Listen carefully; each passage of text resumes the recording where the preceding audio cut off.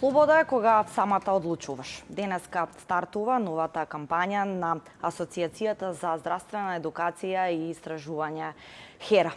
Зошто е важна оваа кампања? Зошто ни е потребна и каков акцент ќе биде ставен со неа, односно во однос на оние позитивни придобивки од новиот закон за прекинување на бременоста? Дел од овие прашања ги разговарам со мојата денешна гостинка, Андријана Папиќ-Манчева од Сдруженијето ХЕРА. Андријана, најпрво добар ден и добре дојде. Добре најдов, фала за поканата. Така, како што напоменав и во најавата, она што е важно, денеска и официјално ви стартува кампањата, ќе објасниме малку подетално што се ќе содржи. Тоа ќе ни го соопштиш ти, меѓутоа примарното прашање зошто проценивте дека ни е важно дополнителна плюс нели носењето на законот за прекинување на бременост и една ваква активна кампања. Така. Значи, по 6 години конечно добивме закон кој што сметаме дека во многу голема мера ја унапредува репродуктивната слобода на жените во нашата земја.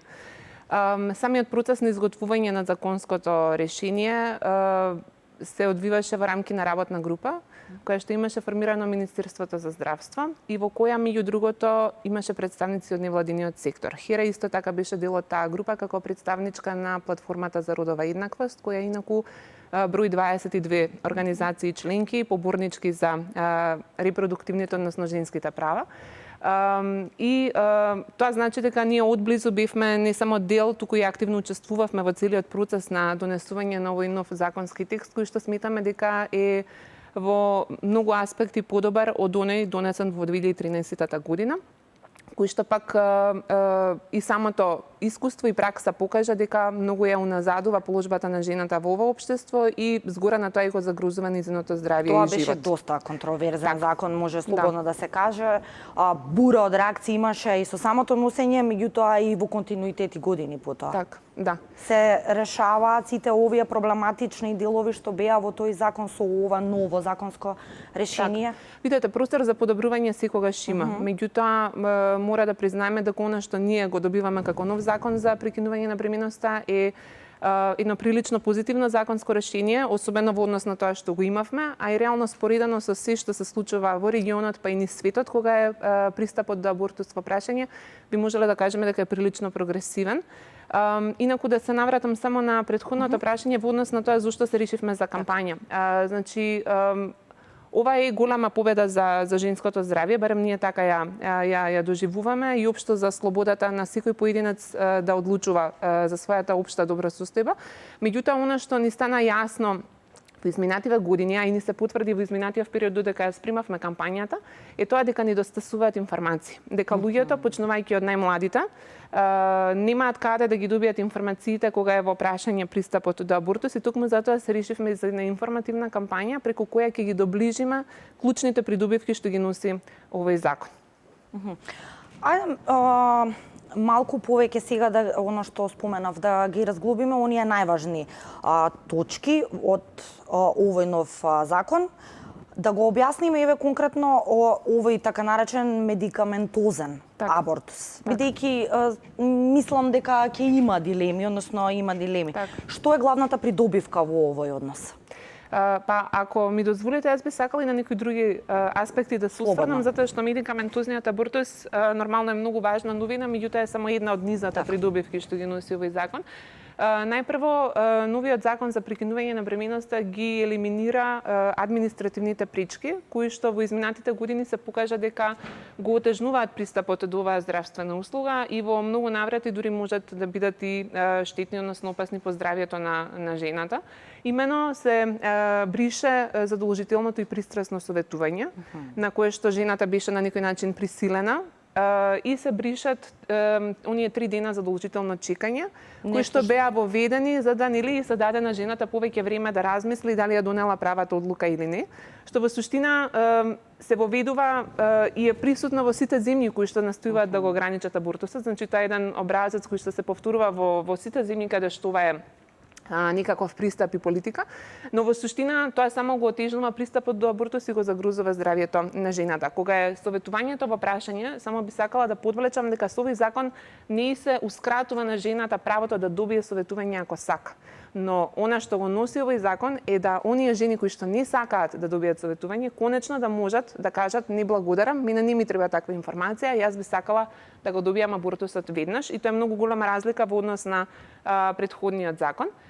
Медикаментозниот абортус е една новина кај нас, која што се предвидува да се воведе со овој закон, тоа е така наречен абортус со лекови, кој што според Светската здравствена организација е најбезбедниот и најефикасниот начин да се прекине раната бременост, односно бременоста до 9-та недела. И во таа форма ќе биде пристапен и кај нас. Инаку во земјите каде што овој медикаментозен абортус е достапен како алтернатива за хируршкиот, кој што единствено постои кај нас до сега, над 80% од абортусите се изведуваат така. Затоа што едноставно праксата покажува дека жената го чувствува како побезбеден, поприроден, особено што еден од двата лека се зема и во домашни услови. Тука морам да подлечам дека тоа нема да биде без надзор секако на матичниот гинеколог, значи преостанува да Министерството го развие клиничкото упатство за безбеден абортус, вклучително и медикаментозниот абортус. Треба допрва да се регистрираат овие два лека за да може медикаментозниот абортус да биде пристапен и кај нас. Меѓутоа во секој случај радува фактот, охрабрува тоа што се размислува да и се понуди на жената уште една опција како да се грижи за своето репродуктивно здравје и ова е всушност аспектот кој што ние одблизу ќе го следиме за да видиме како се спроведува. Уште една од низата позитивни промени што ги носи овој закон е тоа што првостепената комисија која досега одлучуваше, односно го одобруваше или не го одобруваше абортусот до 12-та недела од бременоста, сега се поместува на 22-та, што значи дека до 22-та недела од бременоста жената ќе може по своја лична волја да одлучи дали сака да ја продолжи бременоста или не. Многу пати луѓето прашуваат па зошто чекала дури до тогаш, за да направи абортус, меѓутоа многу малку луѓе знаат дека некои состојби во текот на бременоста се случуваат по 12-та недела. Тоа многу често може да бидат малформации на фетусот или пак да се променат социјалните и економски околности во кои што живее жената. И на тој начин со оваа одредба нова и се дава простор на жената да самата процени што во дадениот момент, согласно новонастанатите околности, е во најдобар интерес за неа и за низиното потесно или пошироко семејство, а пред се за неа лично, за низиното здравје и добра состојба.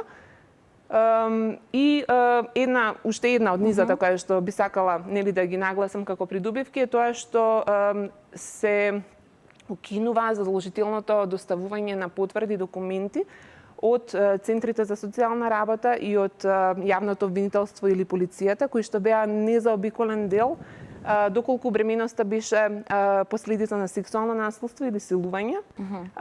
А истото значи важи и за сите оние жени кои што сакаат, кои што решиле да не ја продолжат бременоста поради новонастанати економски или социјални услови. Во кој однос ќе се намали ова документација, прибирањето, односно бирократијата, да речеме, повеќе нема да морат да прибираат. Значи досега мораше да има потврда, на пример, дека сте силувана.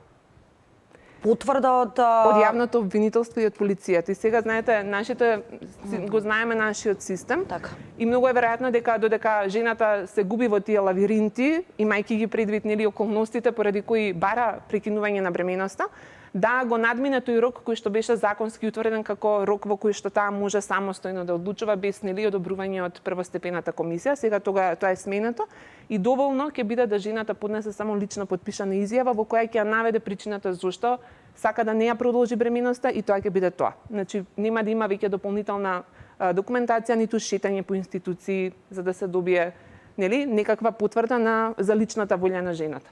И бирократски хаос. Така.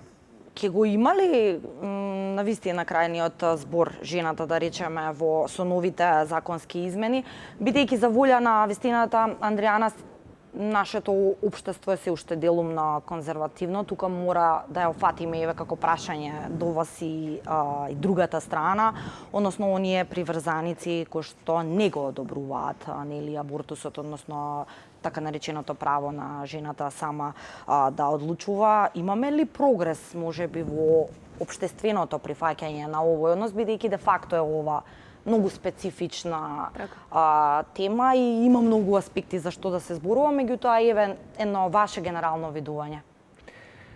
Видете, со самото тоа што добиваме попозитивно, подобро законско решение, автоматски абортусот станува да кажам, подостапна здравствена услуга. Значи, она што би требало да се свати е дека абортусот е дел од здравието. Значи, тоа не е метод на контрацепција, едноставно е потреба, но има која и што на такви... луѓето, односно, нели, жените како најдиректно засегнати од таквата одлука, мора да им биде пристапна ако навистина ни е важно нели, женското здравје, односно женската добросостојба.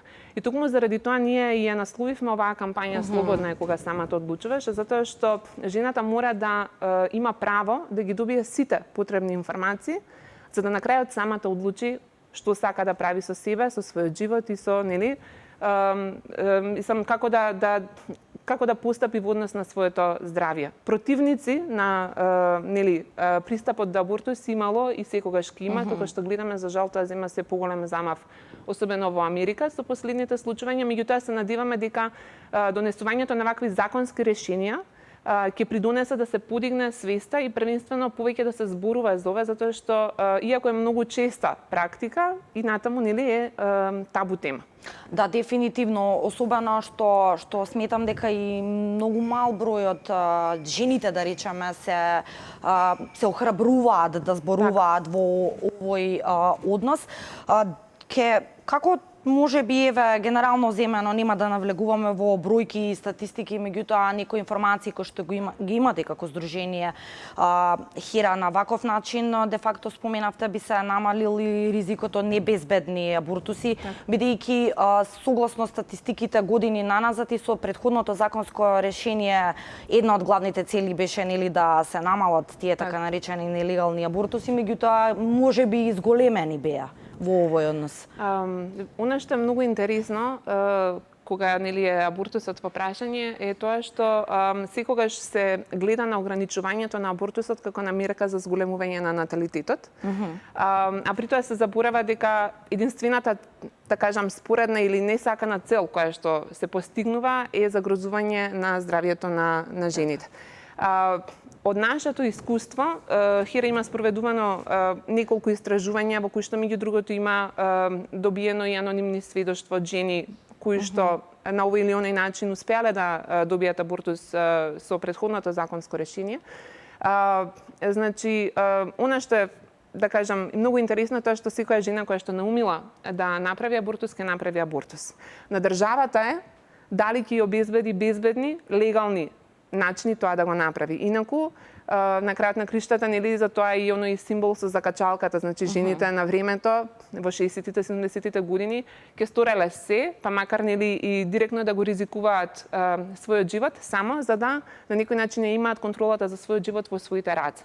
Значи, токму заради тоа не радува што ваквото законско решение плюс и продукт на, да кажам, соработка меѓу невладиниот, односно граѓанскиот сектор и власта, односно министерството, затоа што покажува дека има волја да ги подобри условите за да жените нели можат да одлучуваат самите за себе и нормално патот против стигмата и табу темите никогаш не е лесен, не е едноставен, меѓутоа ќе речам, мислам дека со ова решение малку по малку ги подотвараме вратите, а се надеваме дека преку оваа наша кампања ќе стигнеме до што е можно повеќе првенствено жени, млади девојки, чисто да знаат кои се нивните права и на нели што можат да побараат кога ќе отидат во здравствена установа за да побараат абортус доколку нели се најдат во таква ситуација. Така што патот и понатаму треба да се изодува, допрва треба да видиме како ќе се имплементира овој закон, значи нас не радува текстот законски, меѓутоа нели спроведувањето е уште поважно. Така што стануваме и будно следиме како ќе се спроведува со надеж дека нели навистина значително ќе се подобрат работите кога е ова прашање, нели, на предмет на дискусија. Така, и само пред крај како заклучна поента да напоменеме, оваа кампања која што стартува денес е содржана во какви формати? Ќе имате и специјални видеа, можеби за дел од гледачите кои што се заинтересирани некаков пристап до еве како што кажавте информации, да објасниме. Так. Значи, кампањата е замислена да се две линии всушност на продукти имаме, условно кажано. Значи, едната се анимирани видеа, преку кои ги афирмираме клучните придобивки за општата популација, нели, повторно со информативна цел. При тоа воведовме и лични приказни, за да малку од малку се потрудиме да ја намалиме стигмата против жените и девојките кои што направили или сакаат да направат абортус. Вториот начин на кој што ќе студува оваа кампања е преку дистрибуција на информативни постери на македонски и албански јазик, кои што ќе ги дистрибуираме пред гинеколошки ординации, а потоа и други јавни и приватни здравствени установи, се со цел информацијата најлесно да стигне, нели, до самите пациенти, пациентки додека чекаат одредена здравствена услуга. Како што реков, крајната цел не е само да ја подигнеме свеста, а за се останато нормално дека е клучна и неопходна поддршката од самиот гинеколог, односно доктор. Андријана, јас ви благодарам за ова гостување во отвореното студио 1. Секако ви посакуваме успешна кампања. Па здравје Боже, се гледаме во некоја следна прилика. Ви благодарам и вам. Така. Јас го заокружувам барем овој прв дел од разговорот. Следува анализата на вестите од регионот и светот со колегата Владко Чаловски и Дејан Андоновиќ. Се гледаме подоцна.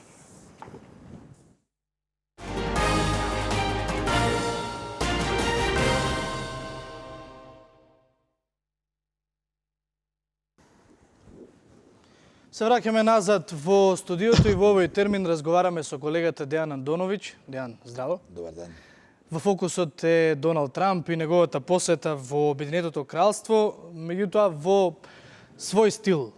Пред да пристигне во Британија, преку Твитер прво се зафати со градоначалникот на Лондон, за кој што го нарече губитник, тој е Садик Кан, лаборист.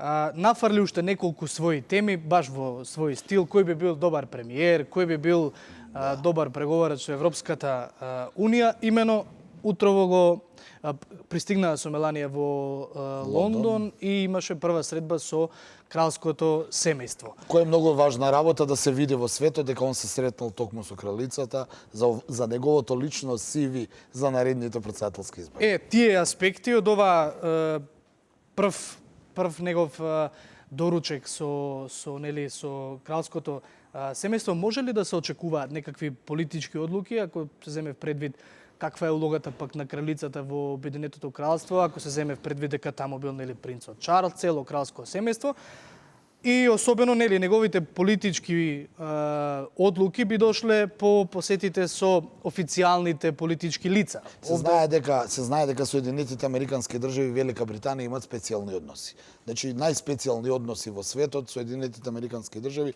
имаат со Велика Британија. Впрочем, и тоа е бивша колонија на Британија пред 200 години, колку и тоа не убаво да звучи, сепак американците и британците имаат специјални односи. Сега ова со Трамп и одлуките малку ми е, морам лично малку да се пошегувам и да кажам какви тоа одлуки може да се донесат со Доналд Трамп, ако се земе во предвид дека тој прво нафрла преку Твитер, нафрла неколку теми, самиот рече критиките кон лондонскиот градоначалник, кој наместо да се бави со голема политика, тој му укажа да се позанимава со криминалот во Лондон.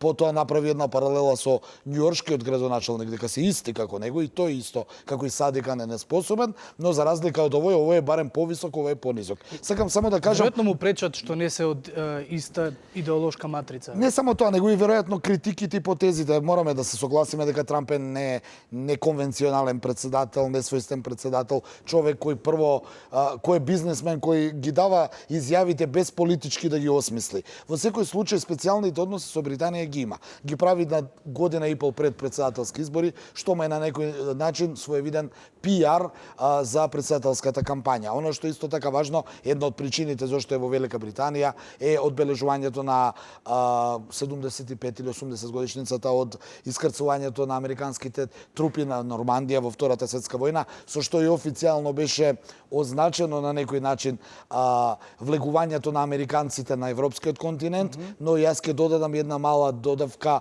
а тоа и полека, но сигурно падот на Велика Британија како империја во свет, значи останува Соединетите Американски држави, така да има голема символика. Но она што му предсходеше на некој начин доаѓањето на Доналд Трамп Ова е што гледаме во моментов е пречекот од министерот за надворешни работи. Да, тој доаѓа во пресред на Брекзитовската криза, што сакале да признаеме или не, ќе изигра големо влијание. Тој веќе излезе и рече дека еден од можните наследници на Тереза Меј, која во петок треба да ја поднесе оставката на премиерската функција, Борис Џонсон е за него фаворит, дека му се допаѓа како ја води политика, дека тој ќе биде одличен британски премиер, давајќи му нескриена поддршка и му порача биди премиер и излези од Европската унија и немој многу да имаш обзири према Европската унија, нема што ти Велика Британија не е должна ништо на Европската унија. Дејан, дали е своевиден парадокс тоа што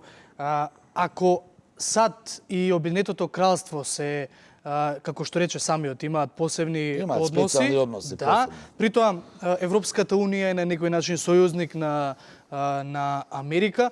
Истовремено Доналд Трамп преговара за една теорија да двајца луѓе кои што беа можеби помеѓу најистакнатите, не можеби него сигурно. Едниот е Борис Џонсон, поранешен министер за надворешни, и Најџел Фараш, двајца конзервативци кои што Тој го турка агендата, за Британија да ја извадат од таа Европска унија, која што него му е пак сојузник. Вака, Доналд Трамп знаеме и сами дека нема никакви односи, можеби има Соединетите Американски држави и Европската унија, но Доналд Трамп нема никакви добри односи со Ангела Меркел, нема никакви добри односи со Емануел Макрон. Тие се двајцата лидери нели која влечат Европската унија. Јас морам лично да кажам дека првпат видов и официјално дека Трамп и неговата администрација не сакаат Европска унија да биде оваква како што беше до сега, дека не им треба. Тој уште во предизборните своји ветувања велеше дека и за НАТО и за Европската унија Соединетите Американски држави ќе ја намалат поддршката за НАТО во финансиска смисла, за Европската унија во политичка смисла, и еве тоа го покажа сега. Тој некако во своите изјави навива Европската унија, Британија да излезе од Европската унија. И автоматски Европската унија да не биде толку силна. Мораме да се согласиме дека ако Велика Британија излезе од Европската унија, унијата веќе нема да биде толку силна како што е сега. Значи, ќе повторам, фаворит му е Борис Џонсон, кој па денеска излезе и рече дека доколку тој биде премиер, Британија ќе излезе на 31 октомври од Европската унија со договор или без договор, нема врска. Дополнително охрабрен од изјавата на Трамп да излезат британците, немаат никакви обзири кон Европската унија. И второ, на што мене можеби ми беше најчудно е што Трамп го предлага Најџел Фараш, евроскептикот, да биде преговарач на Британија со Европската унија. Што пак нема ни толку голема некаква репутација во Британија. Па нема ни репутација, но очигледна е пораката дека Трамп навива Британија да излезе од Европската унија, а очигледно и тие сили кои во Велика Британија сакаат да останат британци, а не кои се поблиску до Соединетите Американски држави, него до своите европски, да кажеме, до вчерашни пријатели и комши, само укажува која е намерата на Трамп. Трамп после оваа посета треба да оди во Ирска и во Франција, ќе видиме таму што ќе изјави, но сигурно дека овие би рекол несмасни изјави за дипломатијата на Трамп дополнително прават тензија во светската политика. Тој во Британија сака да разговара за Брекзит, но сака да зборува и за Huawei, за трговската војна со Кина, што дополнително се гледа ако се земе во предвид дека Лондон е сепак центар на бизнисот во светот и на банките во светот, па оттаму и веројатно Доналд Трамп бизнисменски приоѓа кон цела во оваа состојба. Како и да е, неговата нескриена поддршка кон евроскептиците Фараж и Борис Џонсон, неговите критики кон другите политичари кои не мислат како него, само укажуваат до каде така, освен за Кан, за кој што рече дека е голем губитник, при тоа да напоменеме зошто го рече тоа, го рече затоа што самиот градоначалник на Лондон рече дека британската влада не треба да троши пари и да го одмота црвениот тепих за Доналд Трамп, а потоа Трамп му врати неисе, меѓутоа за Корбин, за опозиционерот Корбин, иако Британија и САД функционираат на начин на кој што имаат подпишано со уште 4 други држави размена на разузнавачки информации, за Корбин вели дека доправа треба да го запознае во случај да стане премиер и да ја добие неговата доверба пред тој договор да функционира како што треба. Очигледно дека овие про-демокративе, про-левицава многу и неа симпатизира. Не ја Доналд симпатизира, тој си го кажа својот фаворит. За него фаворит е Борис Џонсон, а и Борис Џонсон некако како координирано на поддршката на Трамп излезе со својата изјава. Ќе повторам, според мене тоа е голема изјава да кажеш дека на 31 октомври ќе излезеш од Европската унија со или без договор. Ако се земе во предвид дека Тереза Меј 2 години се обидуваше да направи било каков договор за излез од Европската унија, нели не укажуваа дека, мислам, во светските медиуми, дека излегувањето на Велика Британија од Европската унија без договор ќе биде хаос во општеството. Дури имаш информации дека специјални сили на британската армија веќе се распоредуваат доколку дојде до тој хаос. Сега одеднашка Борис Џонсон искачи и вели: луѓе, ние ќе искочиме на 31 октомври, а на Европа не ја должиме ништо. Само за да ја заокружиме оваа тема и да преминеме на втората, немаме уште многу време. Доналд Трамп и неговото семејство се само трето семејство после Џорџ Буш и неговата фамилија и Барак Обама и неговата фамилија кај кралицата. Значи ли ова нешто? Па, јас повторно ќе кажам, не знам што сакаат британците да покажат, но успехот на Трамп во пиар делот е дека еве не приме кралското семејство и семо е во функција на кампањата за следните председателски избори, а тоа многу значи ако те видат со кралицата и ако се примен на таква интимна средба, но ќе потсетам неговите критики кон војводката од Кент, ми се чини, не беа добри во тој миг, па некако веројатно денеска ќе ги испеглаат тие негови несмасни твитови изјави. Да, ќе видиме до крајот на денот какви се одлуки ќе произлезат од оваа посета на Доналд Трамп во Велика Британија. Втората тема која што имаме само уште неколку минути да ја обработиме овде во студиото се однесува на Албанија, но пред јас и Дејан да разговараме, ќе повикаме еден краток прилог подготвен од Дескот и се враќаме во студиото. Протестот на албанската обединета опозиција во Тирана ескалираше пред парламентот, кога толпата се обиде насилно да влезе во зградата. Полицијата засилена со припадниците на специјалната единица за брза интервенција беше приморана да употреби солзавеци, водени топови врз на собраните луѓе, кои извикуваа премиерот Еди Рама да замине од функцијата. Во протестите се повредени околу 20 лица. Председателот Илир Мета ги повика демонстрантите да се воздржат од насилни акти, а истото го направи и министерот за внатрешни работи Сандер Леши, кој директно од лидерот на Демократската партија побара да ги повлече демонстрантите. Протестот почна пред владата, кога се обрати Баша, повторувајќи ги барањата за заминување на премиерот Рама, формирање преодна влада и спроведување предвремени парламентарни избори. Ке трае ли ова во Албанија со оглед на тоа што еве големи се протестите? Па она што го бара опозицијата и која вели дека вчера излезени се рекордни 65.000 протестанти, односно демонстранти на улиците, односно пред собранието, сакајќи насилно да влезат, има 20 повредени во овие демонстрации. Не знам, ќе видиме, Еди Рама е многу спокоен, меѓутоа ова што го бара опозицијата е да се одложат локалните избори кои се на 30 јуни закажани, да се Еди Рама да поднесе оставка, да се направи преодна влада која ќе организира предвремени парламентарни избори. Ми се чини дека тоа е невозможно, тоа е моја слободна проценка, освен ако не се радикализираат многу протестите, па не дојде до буквално воредна состојба во земјата. Да. Тоа беше Дејан Андоновиќ, колегата со кој што разговараме за сите оние работи кои што се во фокусот, а доаѓаат од Европа, Балканот и од светот. Останете со 1 ТВ, следува информативното издание во рамките на студиото. Јас и Јана се враќаме околу 17 часот.